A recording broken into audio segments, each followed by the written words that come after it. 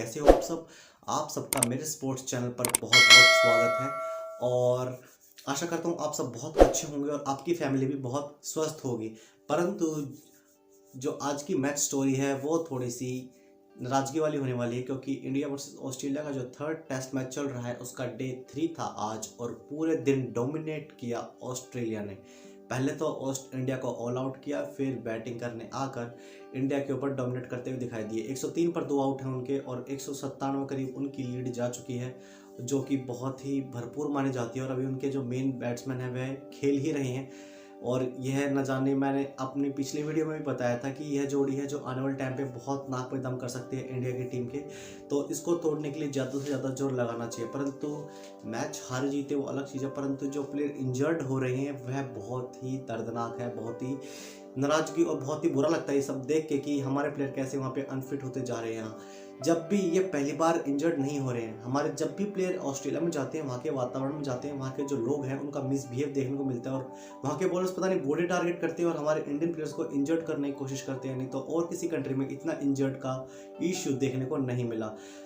पूरा आप सराउंडिंग 90 से लेके अब तक इतिहास उठा के देख सकते हैं कि जितने भी ऑस्ट्रेलिया का टूर किया है इंडिया ने, तो वहाँ पर कुछ ना कुछ सीरीज जीती है, परंतु वहाँ पर काफ़ी इंडिया को नुकसान देखने को मिला है। तो इस चीज़ पर फोकस करने की ज़रूरत है कि फिटनेस भी बहुत ज़रूरी है। तो आज हमारे दो जो प्लेयर्स हैं, रविंद्र जडेजा और ऋषभ पंत को चोट लगी, दोनों के लेफ्ट हैंड पे ही लगी है, जो कि उनका इंपॉर्टेंट हैंड है। तो जडेजा के जो थंब पे लगे वो पूरी सीरीज से बाहर नज़र आ रहे हैं, जो कि भारत को बहुत बड़ा झटका है, जो कि पूरे के पूरे जो सीरीज़ है इस पर असर डालेगा। क्योंकि आप सब जानते हो कि जडेजा की जो प्रेजेंस है वो अपनी प्रेजेंस शो करते हैं, विकेट लेके शो करेंगे या फिर वो फील्डिंग से शो करेंगे या फिर बैटिंग से शो करेंगे। वो हर प्लेटफॉर्म पे हर जगह अपने आप को साबित करने के लिए लगे रहते हैं, परंतु उनका ना होना तो इंडिया के लिए बहुत बड़ा झटका है। तो इसका फ़ायदा ऑस्ट्रेलिया जरूर उठाएगा, क्योंकि इंडिया के पास 5th बॉलर भी नज़र नहीं आ रहा है।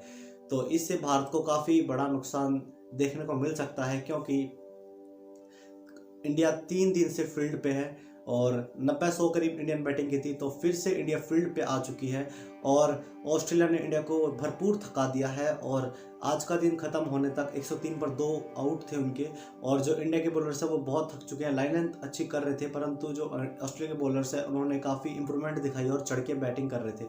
और बैटिंग बॉलिंग का तो क्रिकेट गेम तो अलग है, परंतु जो वहाँ के लोग हैं मेरे को उनका समझ नहीं आ रहा। वो किसी भी ओपोनेंट को नहीं छोड़ते, ट्रोल करते हैं और उनके खिलाफ चीटिंग का केस है और कोई चीज़ नहीं जो वो नहीं करते। आज उनके ऊपर पता नहीं टिप्पणी कर दी है उन्होंने, और बुमराह के ऊपर नस्ल भेदी टिप्पणी की है और उनको अब्यूज़ किया है ऑस्ट्रेलिया की जनता ने। तो वहाँ पे उनको थोड़ा अपने मैनर्स में सुधार करना पड़ेगा, नहीं तो सुधार करना हमको भी आता है।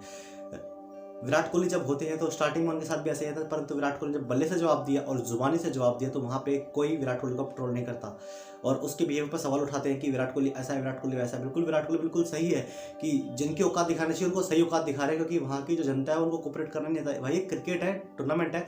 विराट कोहली को आपने देखा कि जब स्टीवन स्मिथ गलत काम करके आए थे तो वापस वो ग्राउंड में आए थे तो उनको ट्रोल कर रहे थे, परंतु रोका उसने कोहली ने और उनको कहा कि भाई रिस्पेक्ट करो, भाई गेम हो रहा है, हम नहीं चाहते कि गेम अलग चीज़ होती है, परंतु आप तो गेम की रिस्पेक्ट करो। और ऑस्ट्रेलिया की तरफ से इंडिया को खुलेआम बोले जा रहे हैं, परंतु ऑस्ट्रेलिया को फर्क नहीं पड़ रहा। ऑस्ट्रेलिया खुद ऐसा है, उसके प्लेयर्स वैसे हैं। एक तरीके से मैं पूरा मैच खराब गया ही, परंतु कल का दिन खराब, आज का दिन तो खराब गया ही, परंतु जो ये प्लेयर्स हैं और जो वहाँ की जनता है वो भी जीने नहीं दे रही। तो भाई तुम वहाँ पे मानसिक दबाव के लिए बुला रहे हो क्या? हमारे प्लेयर्स वहाँ पे खेलने आ रहे हैं तो तुम्हारा ये अतिथि सरकार है, तुम ऐसे जो टूर पे आते हैं बंदे तुम्हारे पे, तुम उनकी ऐसे रिस्पेक्ट करते हो? भाई ऑस्ट्रेलियन क्रिकेट का तो मैं फ़ैन हूँ, परंतु जो वहाँ की जनता है वो पता नहीं कहा तो कुछ और जाता था, परंतु जो देखने को मिल रहा है वह तो काफ़ी अलग ही मिल रहा है। मंकी मंकी कहे जा रहे हैं, तो ये काफ़ी बहुत ही गलत है और मैं इसका कड़ी निंदा करता हूँ, बहुत विरोध करता हूँ। गेम अलग चीज़ है, परंतु ऐसे नस्ल में टिप्पणी बिल्कुल नहीं करनी चाहिए। और इंडिया का जो कॉन्फिडेंस है बॉलर्स का वो थोड़ा सा नीचे नीचे आता दिखता जा रहा है। तो आज के दिन हुआ क्या, इंडिया के 3 रन आउट हो चुके हैं, तो जो कि 2010 के बाद अब हुए हैं, तो काफ़ी गलत है ये। टेस्ट मैच में रनआउट सबसे गंदा होता है और बहुत बुरा होता है। तो रनआउट में या तो बैटिंग की गलती हो, बैट्समैन की गलती होती है, या तो जो फील्डर होता है कुछ एक्स्ट्रा ऑर्डिनरी करके दिखाता है जिससे रनआउट की पॉसिबिलिटीज़ बनती है। जैसा कि आपने देखा ऑस्ट्रेलिया के फर्स्ट इनिंग में स्टीवन स्मिथ को लगा कि ईजिली वो 2 रन ले सकते हैं, परंतु जो जडेजा की रॉकेट थ्रो थी उसने उनको पवेलियन से बाहर का रास्ता दिखाया। तो उसके बाद जब देखने को मिला हर्मोवेयर जब बैटिंग करने आते हैं तो हेजलवुड भी काफ़ी बेस्ट, जो मानता हूँ कि मैं काफ़ी बॉल फास्ट बॉलर्स होते हैं वो ऐसे डाइव मार के थ्रो नहीं मार सकते मेरे हिसाब से, परंतु उन्होंने बहुत ही अच्छा गेम दिखाया। और उसके बाद बता दूँ मैं कि लाबुशेने ने भी काफ़ी अच्छी थ्रो मारी और पिक करके विकेट पे लगाई, तो बहुत ही अच्छी फील्डिंग देखने को मिली ऑस्ट्रेलिया की साइड से भी। और इंडिया के प्लेयर चोटिल होते गए, ऑस्ट्रेलिया हावी होते गए, तो मैच टर्निंग पॉइंट आ चुका है मेरे हिसाब से। अब रेशियो रह चुकी है 80 से 20, 80% ऑस्ट्रेलिया जीत सकता है और 10% इंडिया, और 10% चांस है कि ड्रॉ करवा दे, क्योंकि कल 4th डे है, ऑस्ट्रेलिया बैटिंग करेगा कल हाफ एंड सेशन या फिर 2 सेशन कर सकता हो। अगर इंडिया अच्छी बॉलिंग करती है, 1-2 सेशन में निपटा देती है, तो इंडिया को 350-400 तक का टारगेट मिल सकता है। ये मैच मेरे को तो ड्रॉ की बहुत ही कम पॉसिबिलिटीज दिख रही है, या तो ऑस्ट्रेलिया ले जाएगा, क्योंकि इंडिया के बाद बैटिंग कौन करने आएगा, रिद्धिमान साहा करेंगे ऋषभ पंत की जगह। तो जहां तक मेरे को सोर्सेज से पता लगा है कि ऋषभ पंत का स्कैन करा चुके हैं, परंतु वो फिट 100% नहीं, कुछ परसेंट तक फिट है, तो वो बैटिंग करने आएंगे। परंतु जडेजा की जगह कौन बैटिंग करने आएगा, ये देखने वाली बात है कि या फिर 9 विकेट के साथ इंडिया खेलेगी। बहुत ही ज़बरदस्त चीज़ है, तो इस चीज़ को फोकस करना चाहिए। और फिटनेस भी काफ़ी मायने रखती है। आप अपना बेस्ट दे रहे हो वो एक अलग चीज़ है, परंतु जब हम फिटनेस को दाव पे लगा दें तो बहुत ही अलग चीज़ होती है वो। और काफ़ी ध्यान से इस जो मुकाम है इसमें ऑस्ट्रेलिया काफ़ी चढ़कर खेल रहा है और इंडिया के ऊपर काफ़ी तरह के दबाव बना रहा है, तो इससे काफ़ी संभल के रहने की ज़रूरत है। और इंडिया को प्लान थोड़े से चेंज करने की ज़रूरत है। जैसे मुझे पता है एक टीम कभी ए प्लान के साथ नहीं आती, तो कम से कम बी या सी 2 या 3 प्लान के साथ आती है जिससे वो अटैक करते हैं। तो एक होता है कि इंडिया को बैट्समैन को थोड़ा कंफर्ट करते हैं, जो उनके फील्डर्स होते हैं, जिससे थोड़ा सा ध्यान भटकने की कोशिश होती है और वो वहीं पे ही डाइवर्ट होकर आउट जाते हैं। तो वही किया लाबुशेन ने बात करके, कभी उन्होंने ऋषभ पंत से बात की, कभी पुजारा से बात की, कभी रोहित शर्मा से बात की, तो कुछ समझ नहीं, कभी गिल से बात की, उनको समझ नहीं आ रहा कि शांति से बैठ के गेम में खेला जाता है। अगर अच्छे नहीं लगते तो मत करो, स्लैजिंग अलग चीज़ होती है, परंतु बात करके बहस करके क्या फ़ायदा है। तो उनका समझ ही आ रहा गेम कि ऑस्ट्रेलिया आज के टाइम पे कर क्या रही है। और इंडिया की टीम तो भाई इस टाइम पे स्ट्रगल करती हुई दिख रही है मेरे को, जो सच्चाई है वो सामने है।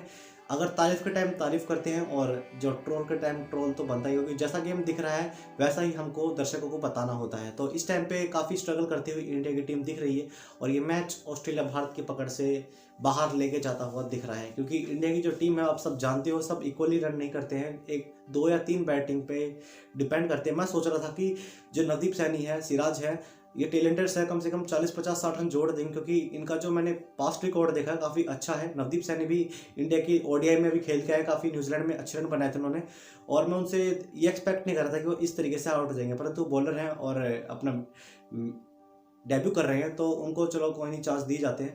और बाकी जो है सिराज ठीक खेले, बुमराह को भी काफ़ी गलत तरीके से नॉट करवाया जडेजा ने, तो एक इतना तो खेल ही सकते बुमराह की, सर्वाइव करना तो उन्हें भी आता है।